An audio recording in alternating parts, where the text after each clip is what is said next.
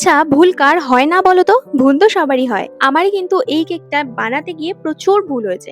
আর সেই ভুল ভিডিওটাই আমি তোমাদের সাথে শেয়ার করব আজকে। আমি ১ম থেকেই জানতাম যে এই চকলেট গানাশটুকু দিয়ে আমার এই কেকটা পুরোটা কিন্তু কভার করা যাবে না।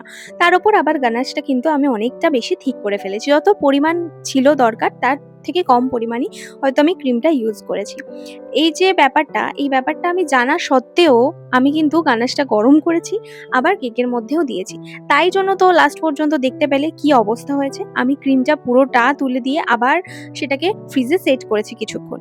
এইবার আবার কিন্তু আমি গানাশ দিতে শুরু করেছি। এবার কিন্তু আবার গানাশটা বেশি পাতলা করে ফেলেছি। ভাবলাম যে না থাক, কেকটাকে এভাবেই রেখে দিই। কারণ এরপর যদি আমি ক্রিমটা আবার তুলে সেট করতে যাই, আবার ঠিকঠাক করতে যাই তাহলে অনেক দেরি হয়ে যাবে।